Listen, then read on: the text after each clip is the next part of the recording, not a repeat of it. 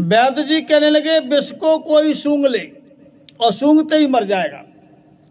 उदा कहने लगी भाभी को मारना ही है वैद्य जी, बस इतना काम करना है।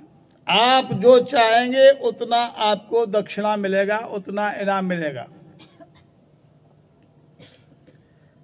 वैद्य जी ने कहा कि मलाई मार दूध लेके आइए एक कटोरे में।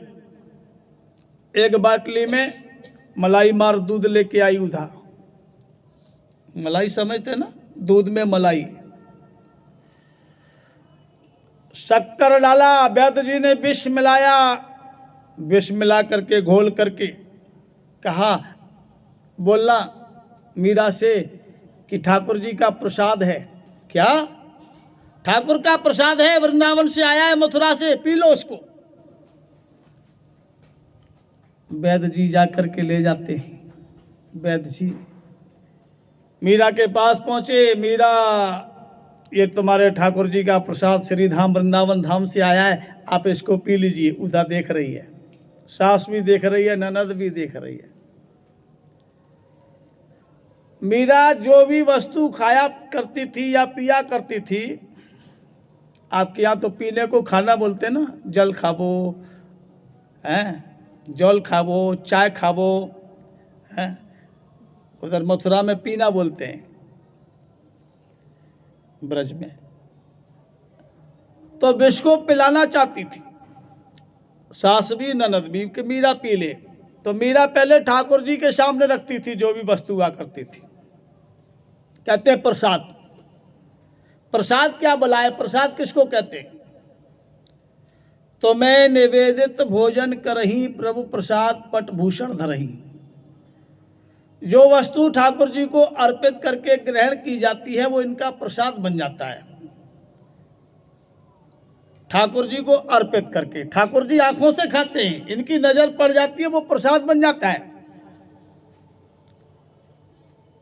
मीराबाई ठाकुर जी के सामने उस मलाई मार दूध को, उस विष को सामने रख देती है।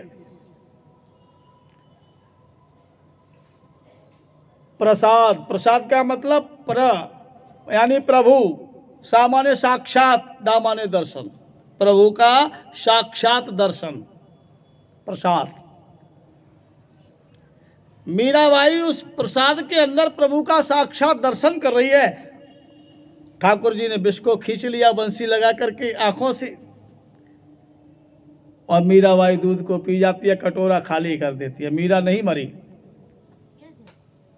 जब मीरा नहीं मरी तो उदा कहने लगी वैद्य जी आपका विष अच्छा नहीं है, भाभी तो मरी नहीं, आपके विष में कोई शक्ति नहीं है।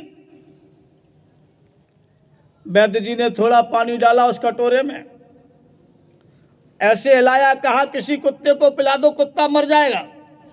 भाभी ने पूरा कटोरा खाली कर दिया, भाभी मरी नहीं। और ये पानी के धोवन से, धुले हुए कटोरे के पानी से भाभी यानी कुत्ता कैसे मर जाएगा? वैद्य जी आप ही पीजिए। वैद्य जी से कहा वैद्य जी आपको ही पीना पड़ेगा ये तो, भाभी ने पूरा कटोरा खाली कर दिया, नहीं मरी, आप पानी के लिए नहीं पी रहे हो। वैद्य जी को जबरदस्ती पिला दिया धोवन। वैद्य जी की राम नाम सत्य हो गई। जो दूसरों का बुरा सोचता है या बुरा करता है उसका पूरा हो जाता है। श्री शौनक जी कहते हैं हे श्रेष्ठ मुनियों, आज मीरा का साथ मेरे ठाकुर जी ने दिया। मीराबाई ठाकुर जी के सत्संग में जाती थी, संतों का संग किया करती थी, बैठी संतों के संग, रंगी मोहन के रंग, मीरा रानी दीवानी कहाने लगी। कोई रोके नहीं, कोई टोके नहीं, मीरा प्रेमी प्रीतम को मनाने लगी। मेरे ठाकुर जी को मनाती है, नाचती है, गाती है, अच्छा अच्छा फूल चढ़ाती है, पुष्प भेंट करती है।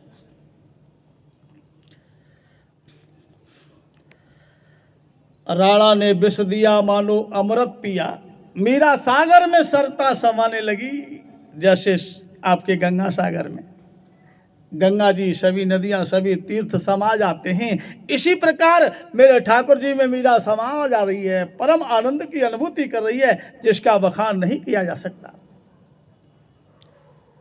उदा ने कहा जब तक इसके पास ये ठाकुर जी रहेंगे तब तक मीरा भाभी का कोई कुछ नहीं बिगाड़ सकता है। मीरा ठाकुर जी को नहा के नहलाती थी, खिला के खाती थी, सुला के सोती थी, जाग के जगाती थी, उनके चरणों में अपना हाथ रख लेती थी। उदा जाती है मीरा के शयन कक्ष में, ठाकुर जी को उठा लेती है, भगवान कृष्ण को उठा के ले जाके बाहर गोबर में दबा देती है। सवेरा हुआ, मीरा को ठाकुर जी दिखाई नहीं दिए, पागल हो गई। मीरा पागल हो गई। जब मीरा पागल हो गई, मेरे ठाकुर जी को ढूंढ रही है, गली गली में घूम रही है। जब ठाकुर जी दिखाई नहीं दिए, गिर जाती है, बेहोश हो जाती है, होश को खो देती है। कभी होश आ जाता है। ऊधा सपेरा को बुलाती है, सपेरा से कहा, अरे सपेरा तुम्हारे पास कैसे कैसे सर्प हैं?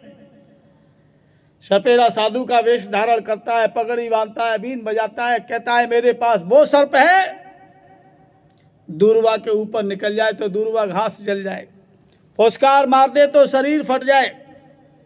ऊदा कहने लगी उसी सर्प को पिटारे में रखी। सपेरा पिटारा लेता है, उसमें सर्प रखता है, मीरा के पास ले जाता है। मीरा होश में आओ, आपके ठाकुर जी मिल गए। मीरा होश में आइए, आपके ठाकुर जी मिल गए, गिरधर गोपाल मिल गए, इस पिटारे में बंद है। मीरा ने सपेरा से पिटारा छीन लिया और जैसे ही पिटारा खोला, उस पिटारा में से गिरधर गोपाल प्रकट हो जाते हैं। बोलिए।